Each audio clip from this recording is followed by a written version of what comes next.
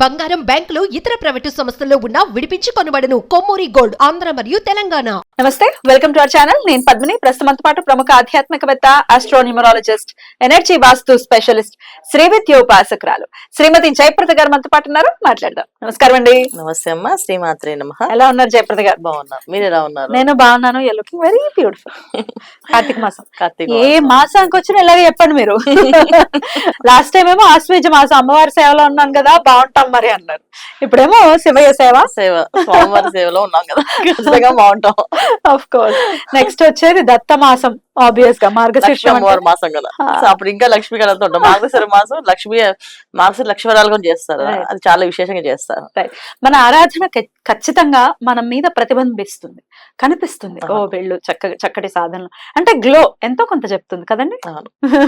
మనం చేసే తపస్సు అనేది మనకి అది కనిపిస్తూ ఉన్నారని చెప్పి అంటారు. అలా కనిపిస్తేనే ఖచ్చితంగా వీళ్ళు ఆ తపస్సు ఫలించిందని చెప్పి మాకు చిన్నప్పుడు అదే నువ్వు అద్దంలో చూసుకున్నావు అంటారు కదా, అది తిట్టు కాదు. ఏదంటే ఒకసారి మొహం ఇలా అర్థం చూసుకో అంటారు. ఎందుకంటే నీ మొహంలో ఉండే ఏదైతే శక్తి కనిపిస్తుందో అది నీ చేసే వర్క్ అనమాట అని చెప్పి అనేవాళ్ళు. సరే నిద్ర లేకపోవడం, నిద్రపోకుండా చాలా మంది వర్క్ చేస్తుంటారు, హెవీ వర్క్ చేస్తుంటారు, అందరూ అది తిట్టు అనుకుంటుంటారు మొహం చూసుకో అద్దంలో అంటే. మెయిన్ అది అన్ని వేళలా తిట్టు కాదు అది. రైట్, అద్భుతం అండి. చక్కటి సాధనలో ఉన్నారు. ఎప్పటికీ ఎల్లప్పటికీ మీరు ఇలాగే ఉండాలని మనస్ఫూర్తిగా కోరుకుంటూ, ఆస్ట్రాలజీ, మీకు ఆస్ట్రాలజీ అంటే చాలా చాలా ఇష్టం, మీకు చాలా ప్యాషనెట్ గా ఉంటారు ఆస్ట్రాలజీ. Yeah, of course. ప్రతిది దాన్ని కూడా విశ్లేషిస్తుంటారు. ఈ పాయింట్ ఇలా ఇలా ఇలా ఆఫ్ ద స్క్రీన్ బోల్డ్ అంత టాక్స్ మన మధ్య జరుగుతుంటాయి. రైట్, ఇక శని సవ్యగతి అనేది ప్రారంభం కాబోతోంది. ఎప్పటి నుంచి శని మళ్ళీ సవ్య మార్గంలో అంటే రుజు మార్గంలో నడవబోతున్నారు. మళ్ళీ ఆబ్వియస్ గా ఇప్పుడు వక్రించారు కాబట్టి ఎంతో కొంత ఏలినాటి శని, అష్టమ శని, దీని ప్రభావాలు కొన్ని రాశుల వాళ్ళకి కొంచెం తగ్గింది. మళ్ళీ ఎవరికి స్టార్ట్ కాబోతోంది, ఎటువంటి పరిహారాలు చేసుకోవాలి, కొంచెం బాలేని వాళ్ళు ఏం చేయాల్సి ఉంటుంది ఈ శనికి సంబంధించినటువంటి ఇబ్బందుల నుంచి బయటపడడానికి? తప్పకుండా నాన్న. అయితే శని భగవానుడు రుజు మార్గంలో ప్రారంభం అయ్యేది మన నవంబర్ 16 నుంచి ప్రారంభం అవుతుంది. 17 నుంచి మనం అమల్లో తీసుకోవచ్చు. ఈ 17 నుంచి ఎప్పుడైతే మొదలవుతుందో, అయితే ఏంటంటే శని భగవాన్ ప్రసన్నం చేసుకోవడానికి చాలా మంది అభిషేకాలు, త్రైలాభిషేకాలు, అర్చనలు, ఏదో భయం అన్ని ఉంటాయి. కానీ ఆయన ప్రసన్నం చేసుకోవడానికి చాలా సింపుల్. ఏంటంటే ఇంట్లో ఉన్న పెద్దవాళ్ళని గౌరవిస్తే చాలు. ఒకటి అంటే ముసలి పాయింట్, పెద్దవాళ్ళని, ముసలి వాళ్ళని, మన కింద పనిచేసే వాళ్ళని, ఎవరిని ఏమి ఒక మాట అనకుండా, చాలా మంది చూడండి మాటని చాలా పొదుపుగా వాడతారు. చూడండి వాళ్ళని శని భగవాన్ పెద్దగా ఏమి చేయడు, చాలా పొదుపుగా వాడతారు. అంటే ఏ పడితే అవి మాట్లాడడం కానీ, ఎలా పెడితే అలా అనడం కానీ చేయకుండా ఉంటే కాపాడబడతారు. ఇది మెయిన్ శని భగవాన్ ఉన్న పాకు. రెండో విషయం ఏంటంటే, ఏ పనైనా ఒకరిని మంచినీళ్ళు తీసుకురా అని అనకుండా వెళ్ళి మంచినీళ్ళు తాగి రావడం. చాలా మంది ఇంట్లో అలవాటు అయిపోతుంది, మంచినీళ్ళు తీసుకురా, అదే బయట ఆఫీస్కి వెళ్తే కాఫీ తీసుకురాని. కాస్త వీళ్ళంతటి వీళ్ళు చేసుకునే పనులు చేసుకోగలిగితే, ఇప్పుడు ఆఫీస్ లో ఒక బాస్ క్యాడర్ లోకి వచ్చినప్పుడు వెళ్ళి కాఫీ తెచ్చుకుంటే అందరూ కంగారు పడి భయపడతారు. అసహ్యంగా కూడా ఉంటుంది. అసహ్యంగా కంగారు పడతారు, ముందు ఏం తప్పు చేస్తామని కంగారు పడిపోతారు. అందుకని అలా టైంలో కాకుండా ఇంట్లో మాత్రం వీళ్ళ పనులు మాక్సిమం వీళ్ళు చేసుకున్నట్టుగా అప్పుడు కూడా శని అనుగ్రహం ఉంటుంది, శని భగవాన్ అనుగ్రహం ఉంటుంది. సో పొద్దున్నే లేవడం, ఎర్లీ అవర్స్ లో నిద్ర లేవడం, సూర్యోదయం పూర్వమే నిద్ర లేవడం, ఇలా ఈ విధమైన పనులు చేసుకుంటుంటే ఆయన ఒక ప్రభావం తగ్గుతుంది. ఇది మెయిన్ పాయింట్స్ మాట. అందరూ ఏంటంటే దానాలు చేస్తాం, దానం ఎప్పుడు తీసుకుంటాడు ఆయన, మనం సంస్కారంగా ఉంటే తీసుకుంటాడు. అంటే సంస్కారం ఆయన ఉద్దేశంలో ఏంటంటే, నీ పని నువ్వు చేసుకుంటున్నావు, ఇంకోళ్ళ మీద డిపెండ్ అవుతున్నావా, అది ఆయనకి ఇష్టం ఉండదు. ఈ విధంగా చేయాలి. మూడో విషయం వచ్చేసి ఏమవుతుంది అంటే, చాలా మంది ఇంట్లో పిల్లల్ని విసిగిస్తూ ఉంటారు, ఊరికే టార్చర్ పెడుతూ ఉంటారు, మాట్లాడుతూ ఏదో అంటూ ఏదో నవ్వుతూ చిన్న చిన్న కామెంట్స్ చేస్తూ, వాళ్ళు అలుగుతూ ఏడుస్తుంటే వాళ్ళు ఆనందపడుతుంటారు. అది భలే ఉంటది అలా ఏడిస్తే అని చెప్పని. అలాగా కొంతమంది అలాగే భార్యను ఎగతాళి చేస్తుంటారు, భర్తలు ఎగతాళి చేయకూడదు. ఇలాంటి విషయాల్లో దూరంగా ఉండాలి. శని భగవాన్కి చాలా రెస్పెక్ట్ అనేది ఇంపార్టెంట్ అనమాట. ఆయనకి ఇవ్వాల్సిన మొదటి విషయం ఏంటంటే, నాకు కాదు, ముందు మానవ శరీరంగా పుట్టినందుకు మానవులు మీరు రెస్పెక్ట్ ఇచ్చుకోండి, మీ శరీరానికి మీరు. సో అలా ఒకటి. తర్వాత శనివారం పూట ఖచ్చితంగా, మిగతా రోజులు లేచిన లేకపోతే శనివారం ఆదివారం హాలిడేస్ అని చెప్పి ఎర్లీ అవర్స్ లో లేట్గా లేస్తారు, అది ఇంకా ప్రమాదం. అలా శనివారం ఆదివారం అన్నిటికన్నా అన్ని రోజుల కంటే కొంచెం గడియ ముందు లేవాలి వీళ్ళు. అంటే మామూలుగా 5:30, 6 లేచారు అనుకోండి, శనివారం ఆదివారం ఏం చేయాలి, 5కి 4:30కి లేవాలి. అలా లేస్తే వీళ్ళకి కొంచెం అది అనుకూలంగా మారుతుంది. ఇవి మామూలుగా నేను మినిమం చాలా సింపుల్ గా చెప్తున్నా ఈ విధంగా చేసుకోవాలని. శని భగవానుడు ప్రభావం అనేది ఎలా ఉంటుంది అంటే జనరల్ గా ఆయన ఇచ్చేది ఎలా ఉంటుంది అంటే బాగా ఏడిపిస్తాడు. చాలా మంది అంటారు కుజుడు ఏడిపిస్తాడు అనుకుంటారు, కానీ శని భగవాన్ ఏడిపించేది ఎలా ఉంటుంది అంటే నచ్చలేదంటే ఏం లేదు, సింపుల్ కర్కాటక రాశి తీసుకుందాం, అష్టమ శని కదా వాళ్ళకి ఇప్పుడు ఉన్న వాళ్ళకి నడుస్తుంది. సో కర్కాటక రాశి వాళ్ళకి జనరల్ గా సెన్సిటివ్ పీపుల్, ఏ విషయమైనా ఒకళ్ళు అడగకుండా వాళ్ళు చేసుకోవాలి, ఇండిపెండెంట్ గా చేసుకోవాలని అనుకుంటారు. వీళ్ళకి ఏదైనా వీళ్ళు తేడా వచ్చి వీళ్ళకైనా బాధ అనిపిస్తే ఏం చేయాలన్నా ఇంట్లో ఉండే వస్తువులు పని చేయకుండా పోతాయి. అంటే మిక్సీలు కానీ, టైంకి వాచెస్ కానీ, ఆ టైంకి వాషింగ్ మిషన్స్ కానీ, ఆ టైం పనమ్మాయి రాకపోవడం కానీ, పనమ్మాయి రాకపోవడం కానీ, సో ఖచ్చితంగా ఏడిపించేస్తుంది. మనం చేసుకోవాలి. సో పొద్దున్నే అది ఏడుపు వస్తుంది వాళ్ళకి. సో పొద్దున్నే పనమ్మాయి పొద్దున్నే చెప్తుందా నేను రానని చెప్పదు, మన అమ్మగారు ఎదురు చూసి ఫోన్ చేసిన తర్వాత చెప్తుంది నేను రావట్లేదు అనేసి. ఈ విధమైన ప్రాబ్లమ్స్ వీళ్ళ కర్కాటక రాశి వాళ్ళకి జరుగుతాయి. ఇంకోటి హెల్త్ చాలా విషయంలో చాలా కాన్షియస్ గా ఉండాలి. డిస్టర్బ్ అవుతుందా? కొంచెం బాగా డిస్టర్బెన్స్. ఎలాంటి డిస్టర్బెన్స్ అంటే జనరల్ గా మసాలాలు తినరు వీళ్ళు ఎక్కువగా, కానీ ఒకళ్ళు తిన్నారంటే అది పడదు.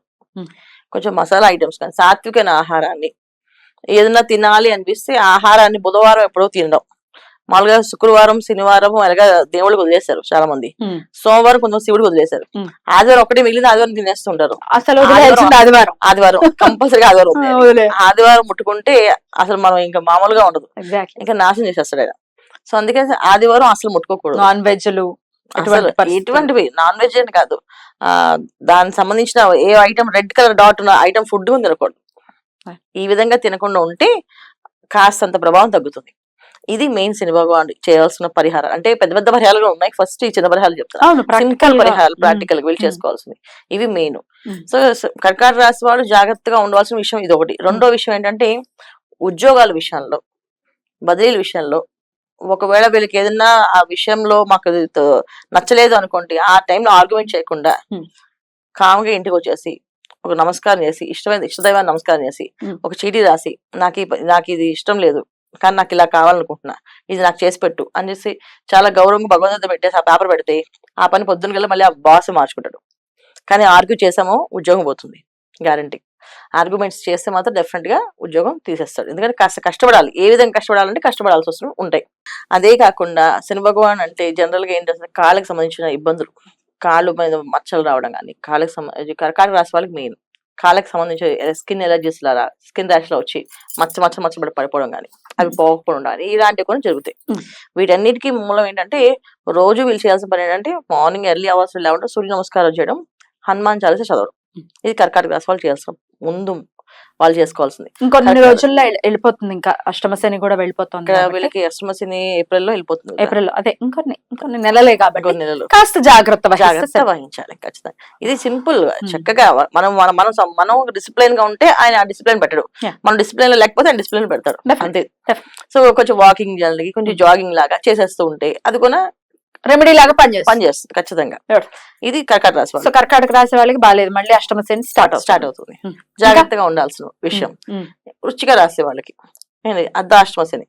ఈ వృశ్చిక రాశి వాళ్ళకి అర్ధాష్టమ శని ఎలా ఇబ్బంది పడుతుందంటే ఇంట్లోనే వీళ్ళకి వ్యతిరేక భావం తయారవుతుంది. సో ఇంట్లో వాళ్ళతో ఆర్గ్యుమెంట్స్ చేయకూడదు. వీళ్ళు మామూలు జనరల్ గా బయట ఎవరైనా ఆర్గ్యుమెంట్స్ చేస్తే చెల్లవు, ఇంట్లో ఆర్గ్యుమెంట్స్ చేస్తే చెల్లుతుంది. కానీ కర్కాటక వృశ్చిక రాశి వాళ్ళు ఇంట్లో ఏ ఆర్గ్యుమెంట్స్ చేయకూడదు. సరే ఓకే అలాగే కానీ చేద్దాం, భగవంతుడు ఉండడానికి చాలా కష్టం, ప్రయత్నం చేయాలి. ఎందుకంటే ఉండకపోతే చాలా ఇబ్బంది పడ్డేది వీళ్ళే పాపం. అసలే ఆలస్యం, అడ్డంకులు వీళ్ళకి ఏ పని చేయాలన్నా. దానికి తోడు ఇప్పుడు ఇది కూడా జరిగిందంటే అది ఇంకా ఇబ్బంది పడుతుంది. అది కుటుంబంలో సపోర్ట్ లేకపోతే బయటకు గెలవలేం. ఎవరికైనా ఇంట్లో గెలిస్తే రచ్చగెలుస్తాం. అలాగా ఈ కంపల్సరీగా ఈ ఇంట్లో వాళ్ళందరూ ఇలా తయారై మాట్లాడుతున్నప్పుడు వీళ్ళు సైలెంట్ గా ఉండవు. సరే నేను అనుకుంటుంది చేస్తానని చెప్పి రోజు వీళ్ళు ఖచ్చితంగా ఏంటంటే ప్రతిరోజు ఆంజనేయ టెంపుల్ కి ప్రదక్షిణాలు చేసి బయటకు వెళ్తే ఆ రోజు పని సవ్యంగా జరుగుతాయి. ఓకే ఖచ్చితంగా ప్రతిరోజు ఆంజనేయ గుడికి వెళ్ళడం, నమస్కారం చేసుకుని ఒక 3 ప్రదక్షిణాలు 11 ప్రదక్షిణాలు చేయడం. సేమ్ వీళ్ళకి కూడా ఏప్రిల్లో అర్ధాష్టమి శని అయిపోతుంది. సో కొంచెం జాగ్రత్తగా ఉండాలి. జాగ్రత్తగా ఉండాలి. వీళ్ళు చేసే వాకింగ్ ఎక్కువ చేస్తుంటారు. వీళ్ళు ఏంటంటే ఏదైనా మాటలు నచ్చలేదు అనుకోండి, వీళ్ళు నడుచుకుంటూ వెళ్ళిపోతుంటారు. దానివల్ల వీళ్ళకి కోసం రిలీఫ్ వస్తుంది. కాకపోతే కొంత వాదన చేయడం వల్ల కూడా నాకు కాస్త ఇబ్బంది పడతారు. వాదనలు చేయకుండా పెద్దవాళ్ళు ఏదైనా చెప్తే వినడం, వాళ్ళ కింద పనిచేస్తారు నువ్వు చెప్పేది ఏంట్రా అని అనకుండా సరేనమ్మా బాబు మంచిదే అని చెప్పి వినడం. దీనివల్ల వీళ్ళు కొంచెం సేఫ్ జోన్ లో ఉంటారు. ఇది చేయాలి. నెక్స్ట్ వీళ్ళు వచ్చేసి నరసింహ ప్రభావం మకర రాశి వాళ్ళకి, తర్వాత కుంభరాశి వాళ్ళకి. ఇది వీళ్ళకి ఒక అదృష్టము, ఒక దురదృష్టం రెండు జరుగుతాయి. అదృష్టం ఏంటంటే వివాహాలు అవుతాయి. సో వివాహాలు అవడము కాస్తంత వీళ్ళకంటే కొంచెం అగ్రెసివ్ వాళ్ళు రావడం. ఎందుకంటే మకర రాశి వాళ్ళకి కర్కాటక రాశిలో ఆపోజిట్ కుజుడు ఉన్నాడు. అవునండి. సో అందువల్ల ఏంటంటే సప్తమ స్థానం అవుతుంది. ఈ సప్తమ స్థానం ఎప్పుడైతే అయ్యిందో వీళ్ళకి ఖచ్చితంగా వీళ్ళకి వచ్చే జీవిత భాగస్వాములు వీళ్ళకంటే కొంచెం స్పీడ్ గా ఎక్కువగా మాట్లాడేవాళ్ళు, ఎక్కువగా పని స్పీడ్ గా చేసేవాళ్ళు, వీళ్ళకంటే కొంచెం గొప్పవాళ్ళు అండ్ వీళ్ళు చెప్పే గొప్పల కంటే ఇంకొంచెం గొప్ప చెప్పేవాళ్ళు. ఈ విధంగా వచ్చే అవకాశం ఎక్కువగా ఉంది. ఇక్కడ కుజుడు ప్లస్ శని భగవానుడు రెండు ప్రభావాలు వీళ్ళ మీద ఉంటాయి కనుక వీళ్ళు కొంచెం బాధ్యతగా ఉండి ఏదైనా నిర్ణయం వెంటనే తీసుకోకుండా కొంచెం ఆలోచించి తీసుకోగలిగితే మకర రాశి వాళ్ళకి సేఫ్. ఇంకోటి ఏంటంటే వీళ్ళకి ఎప్పటి నుంచో రావాల్సిన పెండింగ్ లో ఉన్న పనులు, ఒక గుర్తింపు లేదు అని అనుకునే వాళ్ళకి, ప్రొఫెషనల్స్ గా వాళ్ళకి ఉన్న ఇప్పుడు కుజుడు రావడం వల్ల ఇక్కడ ఆపోజిట్ లో ఇక్కడ శని భగవానుడు వీళ్ళు నేలాల్సిన ప్రభావం రావడం వల్ల ఆ పని ఫాస్ట్ గా అవుతుంది. ఎందుకంటే గురువు కొన్ని వక్రించి ఉన్నారు కదా, ఖచ్చితంగా వీళ్ళకి ఆ పని అయ్యే అవకాశం ఉంది. అదొక రకమైన అదృష్టం. రెండోది దురదృష్టం ఏంటంటే బద్ధకాన్ని బాగా ఇచ్చేస్తుంది. ఆ బద్ధకం నుంచి బయటపడాలి వీళ్ళు. అసలు బద్దకించామా పొద్దున్నే లేవడానికి కాస్త ఒక్క 5 నిమిషాలు అవి లేద్దాలి అని అలా ఆపారు వీళ్ళు. 50 నిమిషాలు కాదు 2 గంటలు పోతుంది. మకర రాశి వాళ్ళకి జనరల్ గా వాళ్ళ 5 నిమిషాలు ఆపితే 2 hours వెళ్ళిపోతుంది. మళ్ళీ 4:30కి లేద్దాం అని చేసి అలారం పెట్టుకుని పడుకుంటారు పాపం. మళ్ళీ 5 minutes ఆపారంటే వీళ్ళు 6 o'clock మెమల్కి వస్తుంది. అంటే ఆల్మోస్ట్ 2 hours 1.5 hour వెళ్ళిపోయినట్టే అలా వెళ్ళిపోతుంది. కాస్త కొంచెంసేపు అవి చేద్దామని ఎక్కడైనా అలా బాగాలేరు అంటే కురికి పట్టేస్తుంది వాళ్ళకి. సో ఇలాగా రకమైన ఇబ్బందులు వెళ్ళి పెడుతుంటాయి. లేదా కొంతసేపు కూర్చోబెట్టి వెయిటింగ్ పెడతారు, చేసేస్తామండి ఇప్పుడే రండి మీరు అచ్చడి బజార్ రండి చేసేస్తాం సరే అని వెళ్తారు, వెళ్ళాక అక్కడ వెయిటింగ్ పెడతారు. ఇది కొంచెం అంత ఆలస్యాలు చెప్తాయి కనుక వీళ్ళు చేయాల్సింది ఏంటంటే ఎక్కువగా ఆరాధన ఏంటంటే సూర్య ఆరాధన చేయాలి వీళ్ళు. ఎందుకంటే కుజుడు ఒక అనుగ్రహం కూడా కావాలి వీళ్ళకి. సో సూర్య భగవాన్ ఒక ఆరాధన ఎక్కువగా చేయడం వల్ల, ఎందుకంటే మకర రాశి అనేది జనరల్ గా దశమ స్థానం అంటాం. సో రవికి దశమ స్థానం బలంగా ఉంటాడు ఆయన.